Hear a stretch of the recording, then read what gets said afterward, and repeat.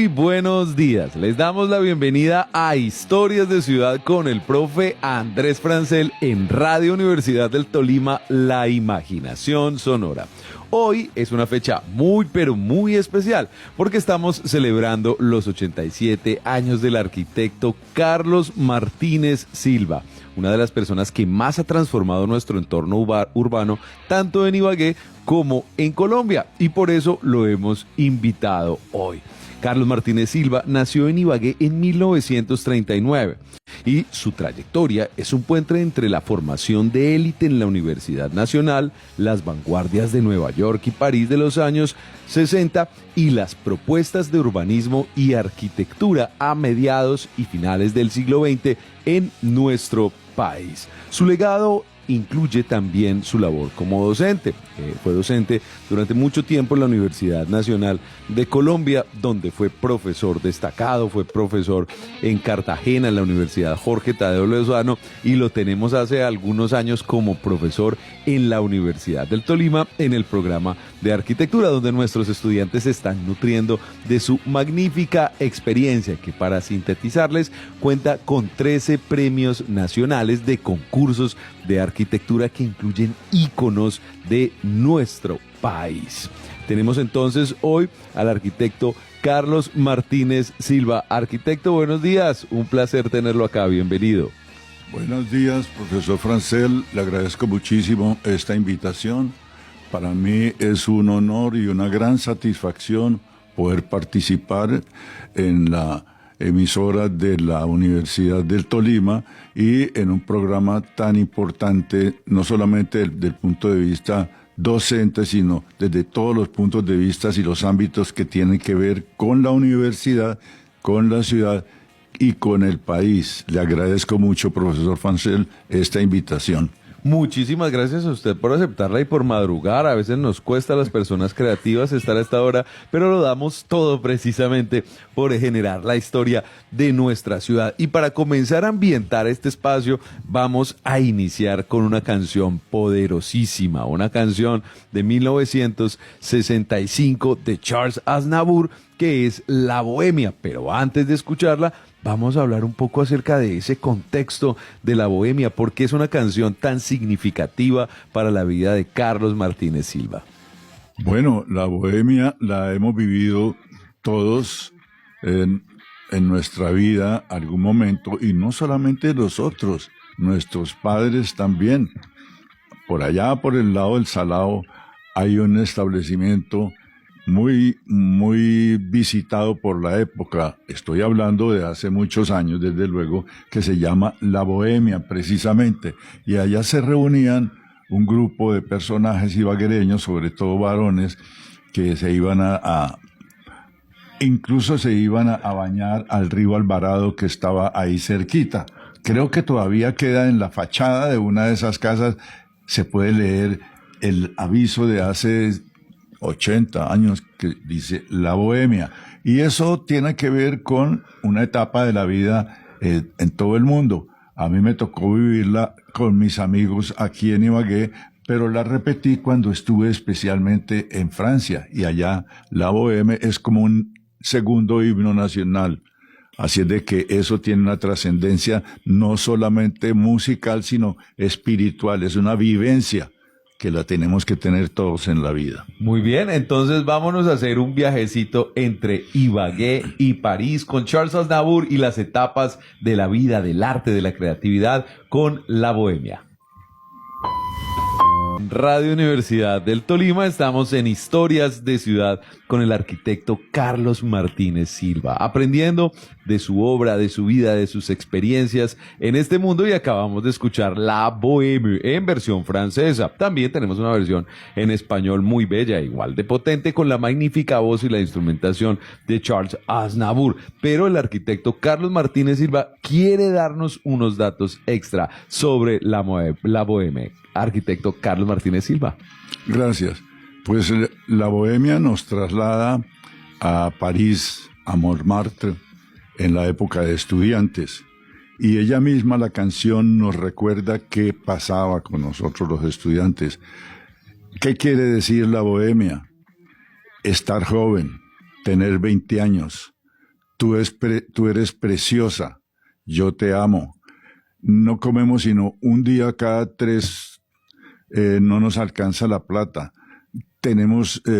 Somos pintores también para poder vender y ganarnos unos pesos. Entonces pasamos las noches retocando los diseños, sobre todo las líneas de los senos, dice la canción. En fin, la bohemia nos trae un recuerdo extraordinario y, como le digo, no solamente hay que ir a París, a Montmartre para vivirla, sino la vivimos aquí en Ibagué, en el Tolima, en Colombia. En el barrio especial El Salado. ¿Saben ustedes dónde quedaba el bar La Bohemia? Si todavía existe, si tienen fotos, claro que pueden enviarnos por las redes. Andrés Francel, nos encuentran en TikTok, en Instagram, en Facebook, en YouTube, en todas las redes. Por allá nos pueden comentar para que visitemos y hagamos más historias de ciudad. Esta relación entre Europa e Ibagué nos lleva, por supuesto, a preguntarnos cómo fue que esas ideas en Europa y en los Estados Unidos llegaron a Ibagué. Usted diseñó uno de los hitos de Ibagué como el Hospital Federico Lleras, que en aquel momento conocimos como la Clínica de Seguros Sociales, que también fue producto de un concurso nacional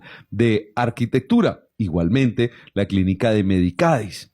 ¿Cómo se pensaba la arquitectura hospitalaria en esa época para que fuera funcional y a la vez estéticamente digna, pero sobre todo con íconos? Hay una magia especial en esas clínicas que usted ha construido. Cuéntenos un poco acerca de ese proceso proyectivo hospitalario. Sí, desde luego que había que estudiar mucho sobre la arquitectura hospitalaria porque es una arquitectura muy exigente. Tuve la oportunidad, obviamente, de conocer algunos hospitales en el extranjero y de estudiar muchísimo. Y para la época, hablo ya de algunos años, lo principal era el bienestar, no solamente del paciente, sino de los médicos, las enfermeras, los empleados, todos. Entonces los espacios que había que diseñar debían ser no solamente generosos, luminosos, limpios, agradables, sino generar un espacio agradable para el trabajo conjunto de todos, ¿sí? Y en los casos específicos de Ibagué, pues contamos con un clima maravilloso en donde ni el calor ni el frío afectan muchísimo. No necesitamos sino simplemente una buena arquitectura, ¿sí? Y una buena implantación de los edificios. En el caso, por ejemplo, del edificio del Seguro Social para esa época del hospital, que hoy en día lo llaman es el Hospital de Federico Lleras, curiosamente estaba localizado sobre una ladera. Y resulta que todos los hospitales se construyen sobre terrenos planos para no tener problemas de topografía. Pues no, allá había que hacerlo sobre la ladera y logramos hacerlo muy bien desde el punto de vista no solamente arquitectónico, sino de implantación en el terreno con niveles distintos de entradas, y eso me parece que fue uno de los éxitos de este proyecto. Igualmente hay un edificio icónico en el centro de Ibagué, que es el edificio Murillo Toro, también producto de un concurso nacional. ¿Qué retos supuso integrar la modernidad de este edificio en el contexto del centro histórico de Ibagué? Sí, fue una situación bastante compleja porque Ibagué no es una ciudad de edificios altos. Sin embargo, el Parque Murillo Toro ya había sido ampliado y entonces tenía un espacio generoso donde podía haber edificios en altura, como ya estaba el Banco de la República, el Banco Popular y este edificio que diseñamos nosotros en mi oficina. Era especialmente para vivienda. Y curiosamente, el último piso lo compró un arquitecto muy importante de aquí de la ciudad y él me pidió el favor de que yo se lo diseñara, que él no quería diseñarlo, que yo se lo diseñara y le estructurara un espacio donde guardar sus obras de arte, que tenía una colección maravillosa de pinturas, esculturas de todo el mundo. Y para mí, créanme que fue una experiencia extraordinaria que un arquitecto me cediera a mí ese derecho de diseñarle a él su espacio. Claro que sí, es un honor, por supuesto, merecido y parte del prestigio de Carlos Martínez Silva, quien a partir de su experiencia, su talento, su disciplina, su dedicación y su generosidad ha logrado dejar una huella imborrable en la historia de la arquitectura de Ibagué. Pero además de ello, hay unas obras de urbanismo y paisajismo bastante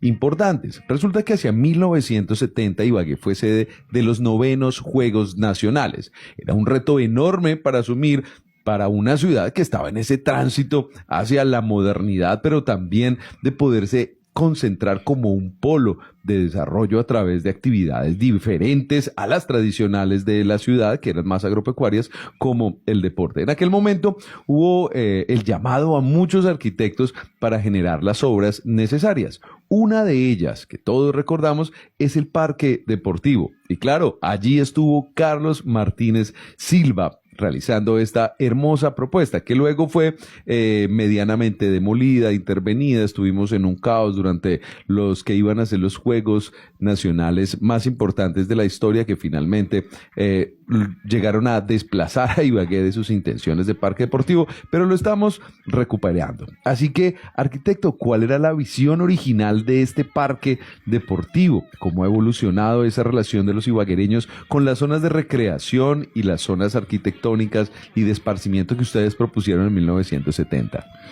Bueno, para entonces Ibagué no tenía escenarios deportivos y entonces nos estaba llegando ya la hora de presentarlos para poder hacer los Juegos Nacionales, los 9º Juegos Nacionales. Para mí fue una sorpresa porque yo estaba recién graduado y me llamaron para diseñar el parque. Fue mi primer contrato, digámoslo así, con una entidad, y para mí fue una felicidad poderlo hacer. Me dieron un terreno en donde no había sino simplemente las huellas de un cultivo de arroz. ¿Y qué hacer allí? No había ni por dónde llegar. Entonces, bueno, hicimos un trazado de una vía desde Mirolindo, que después con el tiempo fue evolucionando hasta ser una gran avenida, la avenida Pedro Tafur hoy en día, y hicimos la transformación de ese arrozal en algo mucho más interesante desde el punto de vista paisajístico. Sembramos especies de aquí, de la región, y hicimos cosas que no teníamos siquiera urgente hacerlas. Por ejemplo, un velódromo. ¿Cómo construir un velódromo?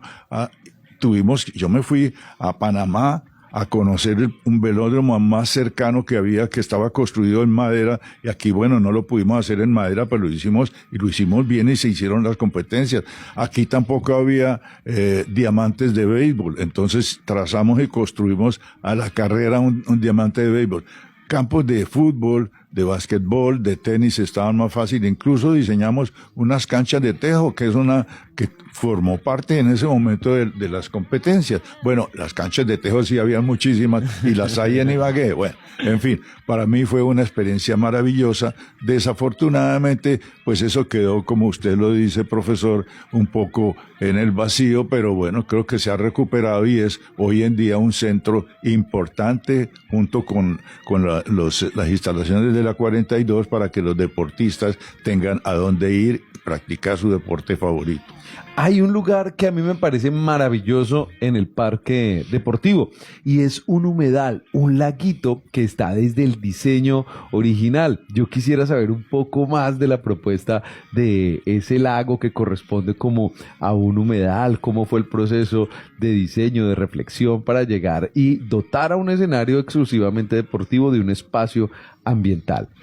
Bueno, pues para ello simplemente acogimos la idea de los terratenientes de la terraza de Ibagué, en donde como no había cómo irrigar sus campos, ellos se idearon la manera de, con las escorrentías de las lluvias, hacer unos lagos artificiales que proliferaron muy rápidamente en toda la terraza y con eso hicieron sus cultivos. Y aquí aplicamos la misma tecnología, digámoslo, que se inventaron. Eso no fue una labor del Estado, eso fue una labor de los dueños, de los propietarios, de los particulares de esos terrenos. Incluso muchos de ellos han llegado a tener su propia fauna, ¿sí? Espontáneamente. Es una cosa que para nosotros, y existen muchos ejemplos de estas lagunas en todo ese territorio, que hay que conservarlas porque ya forman parte de nuestro nuevo ambiente de ese territorio. Muy bien, y como siempre tenemos que recordar, vamos a escuchar a Jacques Brel, Ne me quitte pas, no me olvides, no me dejes así, por favor, una canción que también tuvo una versión muy reciente de Yuri Buenaventura en salsa que lo catapultó a nivel mundial. Vamos entonces con Jacques Brel y Ne me quitte pas. En Radio Universidad del Tolima, la imaginación sonora. Seguimos en Historias de Ciudad con el profe Andrés Francel, hoy celebrando los 87 años del arquitecto Carlos Martínez Silva, nacido en Ibagué en 1939, creador de obras tan maravillosas como la Cámara de Comercio, como el edificio de Corfi Tolima, como el Hospital Federico Lleras, sede Limonar, que conocimos como Seguros Sociales, y muchas obras a nivel nacional, producto de concursos nacionales de arquitectura. Y en este bloque vamos a conectar dos elementos importantes. Carlos Martínez Silva ha visto la ciudad desde la mesa de dibujo, desde su formación en la universidad pública, en la Universidad Nacional, pero también a través de esta disciplina ha llegado al escritorio del mandatario, a los procesos político-administrativos. Así que vamos a comenzar un poco por el origen. Carlos Martínez Silva estudió en la Nacional, se especializó en Nueva York y París. ¿Cómo influyeron estas metrópolis en su manera de proyectar la Ibagué que luego intervino y la Ibagué que pervive en su memoria de infancia, arquitecto? Bueno, pues son unos polos realmente muy lejanos. Una villa como la nuestra, tranquila, metida en las montañas de los Andes, y de pronto ir uno a conocer una ciudad como Nueva York, cosmopolita, que vive a una velocidad exorbitante, que uno en un principio siente que es angustioso vivir allí, y solamente cuando la conoce y descubre cosas maravillosas, no solamente la ciudad como un ser viviente en sí, sino todos los apoyos que tienen para la diversión, para el arte, la cultura. El primer museo que yo conocí en mi vida fue el Museo Metropolitano de Nueva York, y eso me causó a mí una sensación tan extraordinaria que yo cargaba mi cuaderno de apuntes y me sentaba a dibujar los cuadros, las esculturas, las cosas que había allá adentro. Pasé casi 2 meses de mi estadía en Nueva York asistiendo todos los días al Museo Metropolitano y al Museo de Arte Moderno también, y al Museo de Historia Natural. Bueno, ni para qué le digo tantas cosas. Nosotros no teníamos en Ibagué esa posibilidad, no, apenas ya tenemos afortunadamente el Museo de la Universidad del Tolima, tenemos el Museo de Arte Moderno, ya estamos generando ciudad en ese sentido. Bueno, Nueva York era apabullante, era durísimo, pero uno finalmente aprende a quererla, perdón. Como son las grandes ciudades, siempre llenas de sensaciones múltiples, de amores, de odios, pero sobre todo de fantasía. Sí, bueno, y en el caso de París, la sensación es completamente distinta. Una ciudad horizontal, de un mismo color. Todos los edificios tienen el mismo color porque las fachadas están hechas con piedras de la misma cantera. Además, una ciudad que fue medieval y hubo que transformarla toda. Lo hizo Napoleón III con Haussmann, su urbanista de cabecera. Transformaron la ciudad y es la maravilla de maravillas. Solamente queda una parte de la historia del medioevo, que es el Quartier Marais, donde uno puede ver cómo eran las calles antiguas, cómo eran las casas, las han renovado, limpiado, y un museo que pusieron allí nuevo, que se llama el Plateau Beaubourg o el Centro Pompidou, transformó la zona. Ahora, en París, más que en ninguna parte, se respira aire, se respira felicidad, el río Sena, las avenidas, los ejes monumentales. Soñaba yo que aquí les podíamos hacer. Bueno, ahí quedaron plasmados en un plan de desarrollo. Desafortunadamente, pues París tiene 7.000 años de historia. Los primeros asentamientos que hubo en Europa, uno de ellos estaba ahí en la isla del río Sena. Imagínese usted la evolución de 7.000 años de cultura con la evolución nuestra tan breve, pues hay que soñar, pero hay que también tratar de hacer lo que uno ve lo mejor. Y créame que he tratado de hacerlo con muchas frustraciones, pero de pronto con un gran espíritu que hoy mismo se lo transmito a mis estudiantes, que van a ser los que en un futuro muy cercano van a transformar la ciudad, a hacer la ciudad, a vivir la ciudad y a hacer lo mejor que pueden. Hay una oportunidad fantástica que tuvo usted, de la cual ya nos estaba enunciando algo, y fue la creación de ese plan piloto de Ibagué dentro de esa responsabilidad que asumió el Instituto Geográfico Agustín Codazzi precisamente durante la segunda mitad del siglo XX. Estuvo trabajando usted en ese plan piloto de Cartagena y también en el plan piloto de Ibagué. ¿Qué tanto de ese sueño? Bueno, aquí una cuña. Los libros derivados de ese plan piloto todavía los podemos encontrar en la red de bibliotecas nacionales del Banco de la República. Ahí podemos ir a consultar ese plan piloto de 1966, que es bastante rico en argumentaciones y en presentaciones. Así que, arquitecto, ¿qué tanto de ese sueño de ciudad del plan piloto se pudo materializar? ¿Qué faltó? ¿Cuáles fueron esas partes, esas partículas de sueño que lograron materializarse y cuáles se desvanecieron en el viento?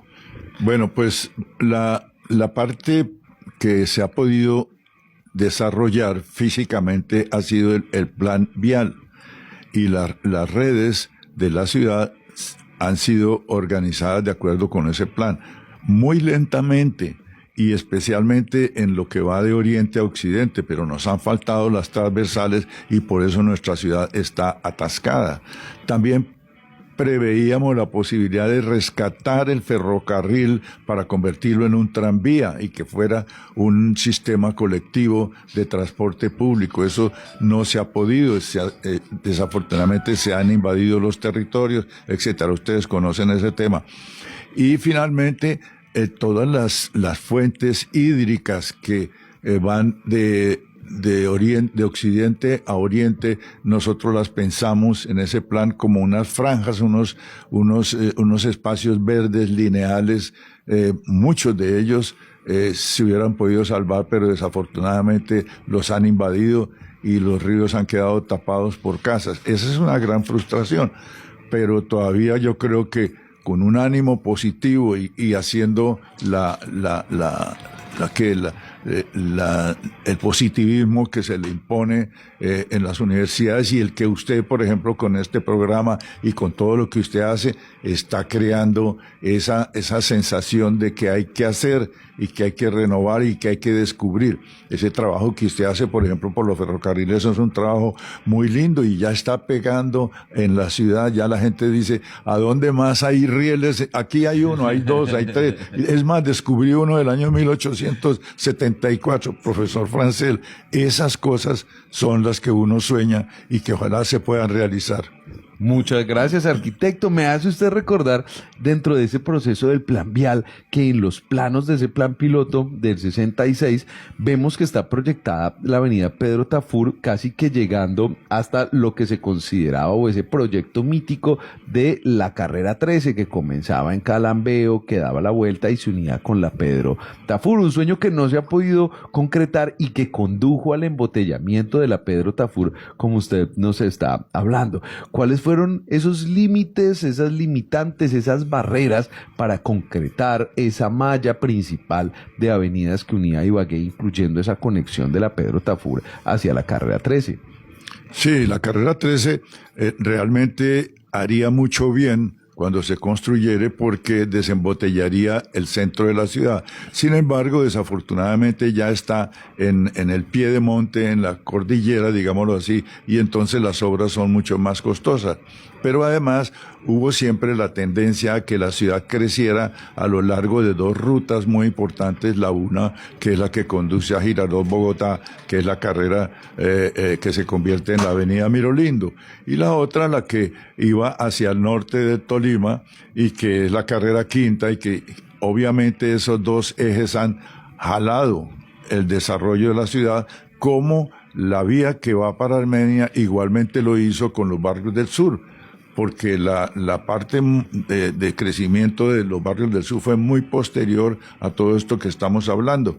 Pero obviamente había que disponer de esos terrenos y la ruta jalaba, como digo yo, el desarrollo urbano en esa zona. Claro que sí. Luego de esa experiencia suya, primero pues de haberse ganado concursos nacionales de arquitectura, de haber participado en el diseño de planes piloto, es decir, de diseños urbanos, de proyección, el equivalente a los POTs actuales, resulta usted teniendo la oportunidad de ser alcalde y gobernador del Tolima. Al ser alcalde de Ibagué, ¿qué elementos encontró usted como una barrera o como facilidad o como terreno fértil para poder desarrollar esas ideas de crecimiento de la ciudad como arquitecto?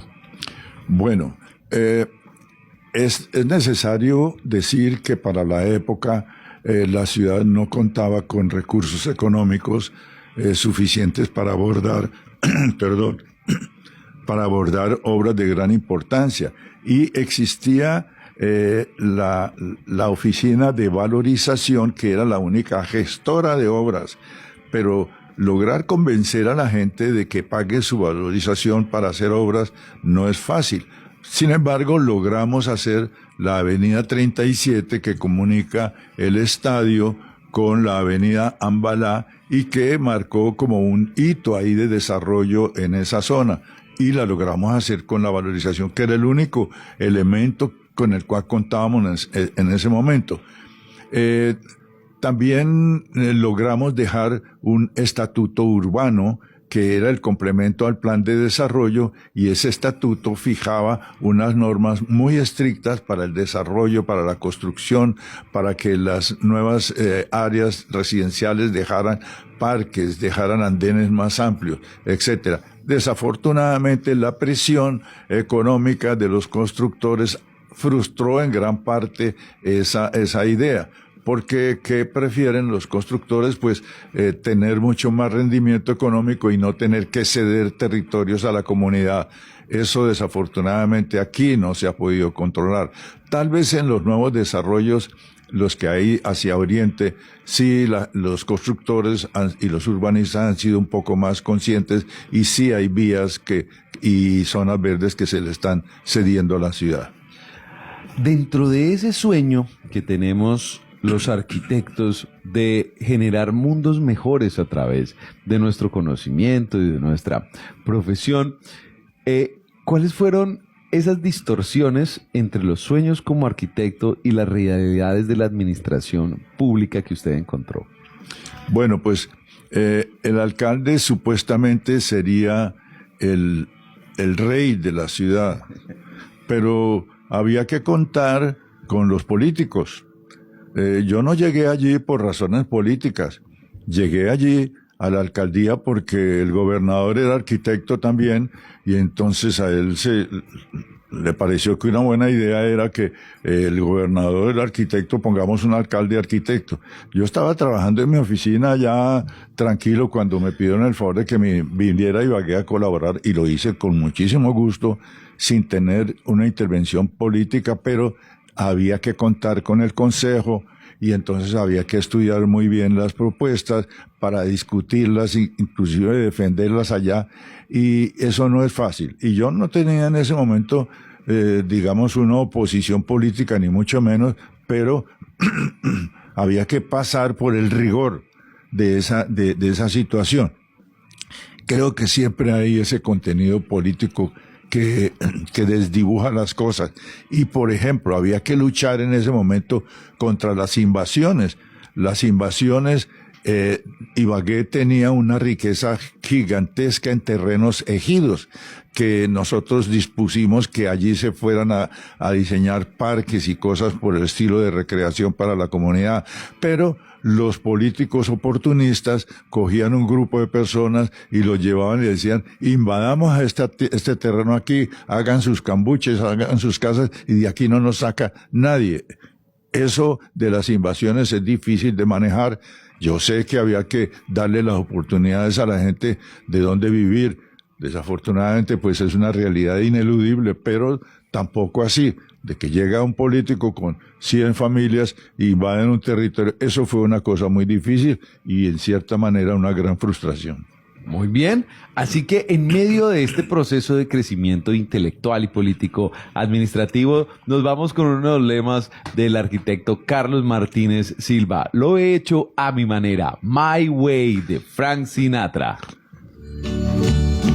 En Historias de Ciudad con el profe Andrés Francel en Radio Universidad del Tolima, la imaginación sonora. Hoy con nuestro querido arquitecto Carlos Martínez Silva, uno de los símbolos de la arquitectura moderna en Ibagué, en el Tolima y en Colombia. Ganador de 13 concursos nacionales de arquitectura, diseñador de obras tan magníficas como el edificio de la Cámara de Comercio en el centro de Ibagué, el edificio de Corfitolima, el de los seguros sociales que actualmente denominamos Clínica Federico Lleras Acosta de El Limonar y de muchas otras obras a nivel nacional. En esta sección vamos a hablar un poco sobre su experiencia intelectual y como docente. Hay un escrito muy bello que es La forma urbana de Ibagué, que luego evolucionó hacia la historia de la arquitectura en Ibagué, que la encontramos en la enciclopedia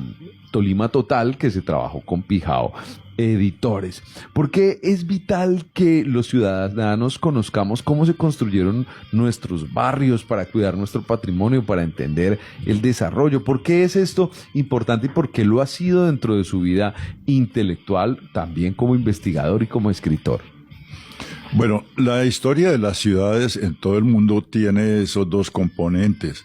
El uno, el querer la ciudad, saberla vivir, añorar lo que se tiene y lo que se tiene bueno, no destruirlo, guardarlo, forma parte de nosotros, de nuestra cultura.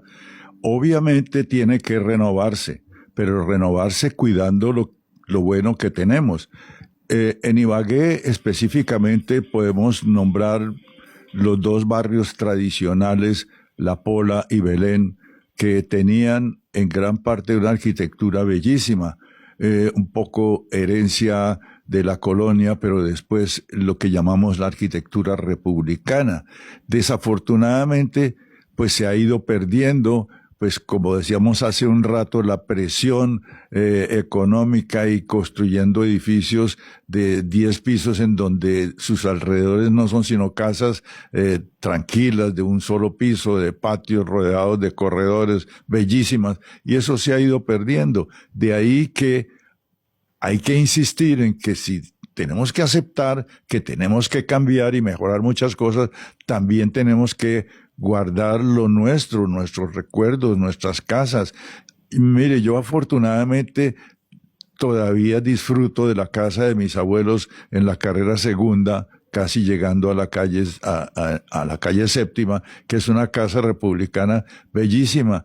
Y muchos amigos y constructores han pedido que les vendamos eso para construir un edificio. Sí construyeron enfrente uno gigantesco que no dejó ni andenes ni retrocesos, bueno, y que nos tapó la vista sobre el cerro de allí, ¿cómo llama el cerro enfrente? ¿Cerro Gordo? Sí.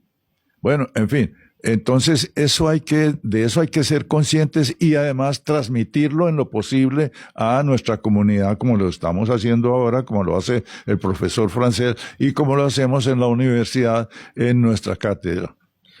Su labor como profesor ha sido también exaltada, así como su labor profesional como arquitecto con reconocimientos en la Universidad Nacional de Bogotá, en la Universidad Jorge Tadeo Lozano de Cartagena y en la Universidad del Tolima. En los premios a la excelencia tenemos una categoría que es la 7ª categoría, que lleva el nombre de Carlos Martínez Silva, debido a que es nuestro profesor de taller 7.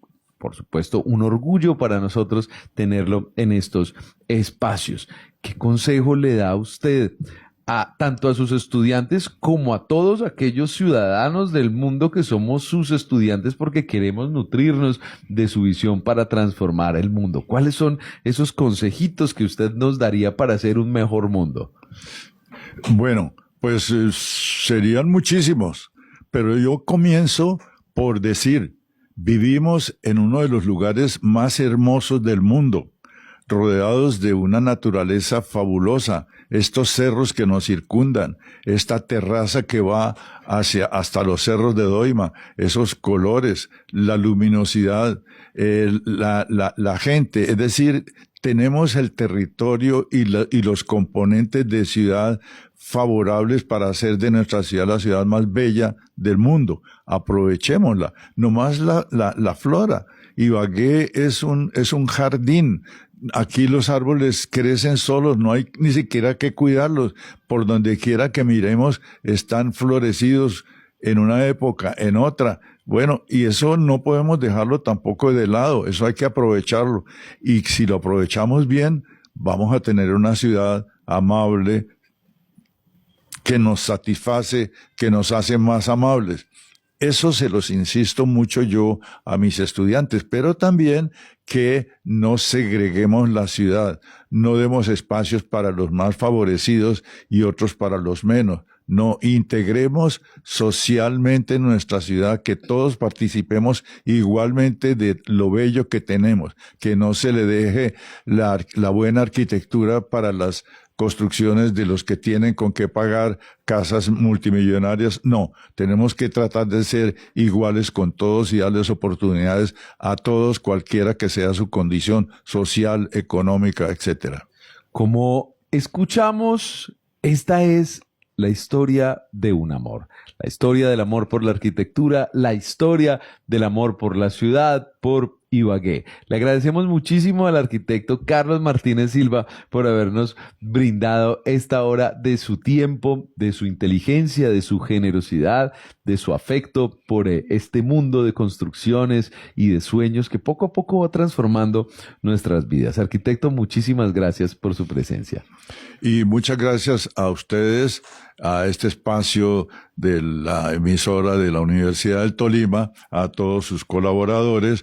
Me siento muy bien aquí y se lo digo sinceramente porque, y eso es una cosa que usted no sabía, estoy hablando a través de unos micrófonos y en una época en donde por razones de necesidades económicas yo tuve que sacar una licencia de locutor.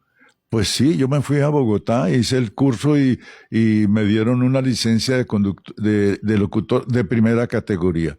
Aquí la estoy aprovechando también. Y le agradezco mucho al profesor Francel esta gran oportunidad. Muchísimas gracias, arquitecto Carlos Martínez Silva. Premium en todos los campos de la humanidad, desde la locución hasta el urbanismo, pasando por la política, la academia, la amistad, la generosidad y por supuesto la responsabilidad con nuestro mundo. Así que, para cerrar esta historia de un amor, vamos a cerrar con la historia de un amor. Un gran abrazo a todas las personas que nos acompañaron en esta emisión de Historias de Ciudad con el profe Andrés Francel. Recuerden, nos vemos aquí todos los viernes a las 8 de la mañana y siempre escuchemos Radio Universidad del Tolima, la emisora de la imaginación sonora.